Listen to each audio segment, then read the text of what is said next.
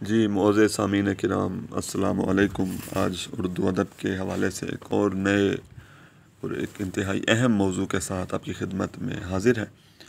آج ہم بات کر رہے ہیں مرزا فرحت اللہ بیگ کی ایک یادگار تحریر، دلی کا آخری یادگار مشاعرہ کے حوالے سے، جو کہ مرزا فرحت اللہ بیگ کی ایک یادگار اور ناقابل فراموش تحریر ہے۔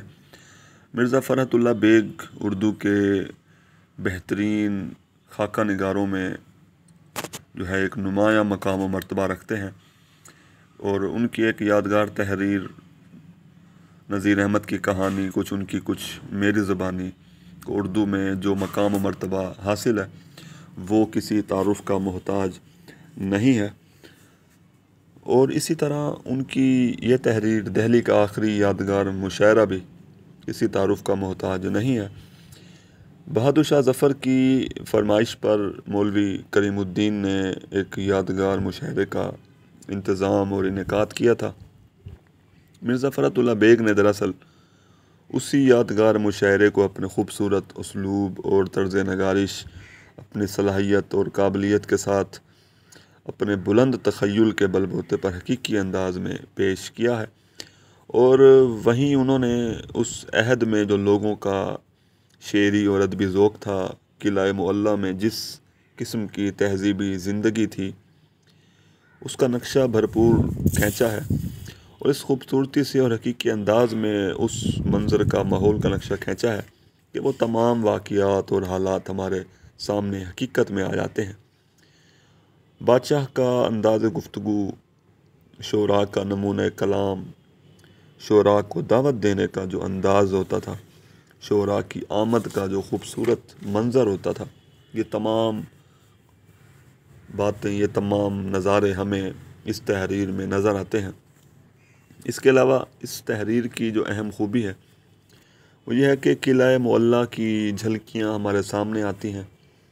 مولانا محمد حسین آزاد نے جس طرح اپنی یادگار کتاب آب حیات اور نیرنگ خیال میں شعراء اردو کی چلتی پھرتی جیتی جاگتی تصاویر پیش کرنے کی کوشش کی، اور ساتھ ساتھ ان کے کلام پہ تنقید بھی کی، مگر مرزا فرحت اللہ بیگ نے اردو شعراء کی حقیقی چلتی پھرتی جیتی جاگتی تصاویر دکھائی ہیں، اور دہلی کے آخری دور کے شعراء اردو کی حقیقی چلتی پھرتی تصاویر دکھائی ہیں، اور ان کو زندہ و جاوید کر کے ہمارے سامنے پیش کیا ہے۔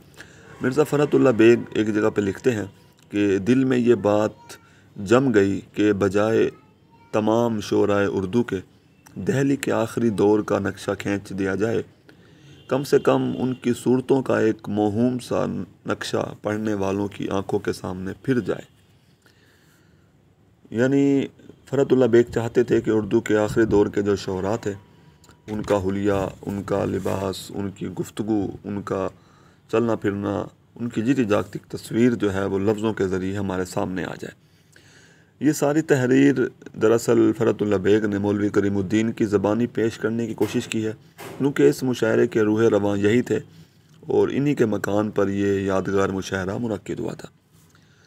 اس تحریر کی جو اہم خوبی ہے وہ یہ ہے کہ مرزا فرحت اللہ بیگ نے اس تحریر میں مختلف شخصیات کے مرقع کھینچے ہیں، ان کی حلیہ نگاری کی ہے۔ مثلاً چند مثالیں ملاحظہ کیجئے اور آپ دیکھیں گے کہ فرحت اللہ بیگ نے کس طرح کرداروں کو پیش کیا، ان کے لباس، ان کی گفتگو، ان کا حلیہ کس طرح انہوں نے جاندار اور حقیقی انداز میں پیش کیا ہے۔ مثلاً چند مثالیں ملاحظہ کیجئے۔ نواب زین العابدین خان عارف دو بڑے خوش اخلاق آدمی ہیں۔ لال کنویں کے پاس ایک حویلی ہے، اس کو مدرسہ بھی کہتے ہیں، وہاں رہتے ہیں۔ کوئی 30 سال کی عمر ہے، گوری رنگت، اونچا قد اور نہایت جامع زیب آدمی ہیں، البتہ داڑھی بھر کر نہیں نکلی ہے، تھوڑی پر کچھ گنتی کے بال ہیں۔ اس کے علاوہ ان کی تحریروں میں دہلوی طرز معاشرت کی جھلکیاں بھی ہمیں نظر آتی ہیں۔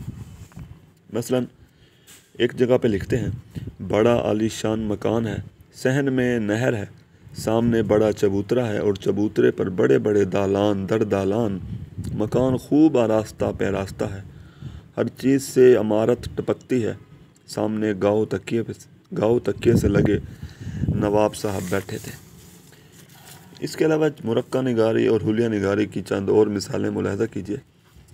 ایک جگہ پہ لکھتے ہیں، ہم یہ باتیں کر ہی رہے تھے کہ حکیم صاحب نکل آئے۔ گورے چٹے آدمی ہیں، سفید بھری ہوئی داڑھی، گول چہرہ، اس میں کچھ چیچک کے داغ، آنکھوں سے ذہانت ٹپکتی تھی، سر سے پاؤں تک سفید لباس پہنے ہوئے تھے۔ اس کے علاوہ ایک اور مثال میں دیکھیے، قلعہ معلیٰ کی جھلکیاں، وہاں کی زندگی کی جھلکیاں۔ دراصل لکھتے ہوئے کہتے ہیں کہ اصل یہ ہے کہ حمام کیا ہے۔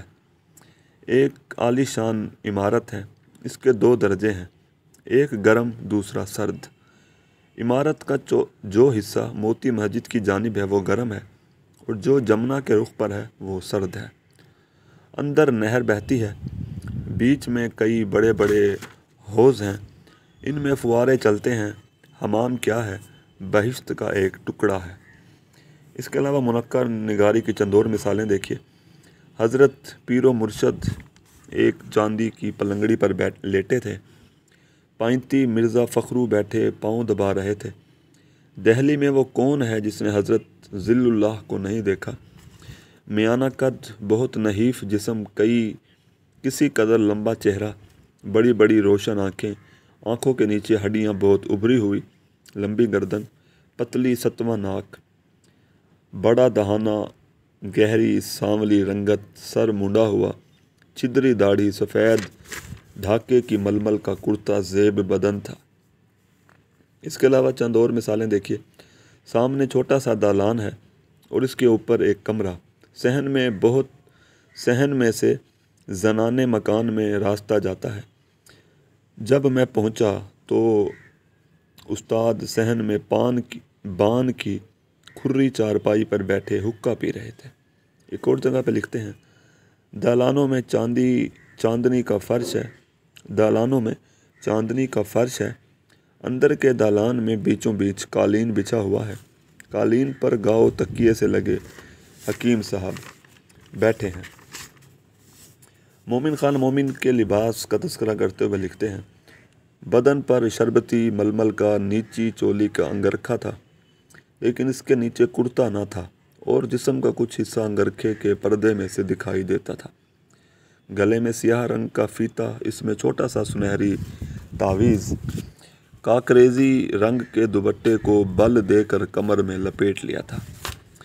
تو ہم کہہ سکتے ہیں کہ دہلی کے آخری یادگار مشاعرے میں ہم بخوبی اس وقت کی تہذیب، ثقافت، طرز گفتگو، لباس، رہائشی مکانات، ان کی آرائش کی تفصیلات کو دیکھ سکتے ہیں، اور شعرائے اردو کے جیتے جاگتے چلتے پھرتے مرقع دیکھ سکتے ہیں۔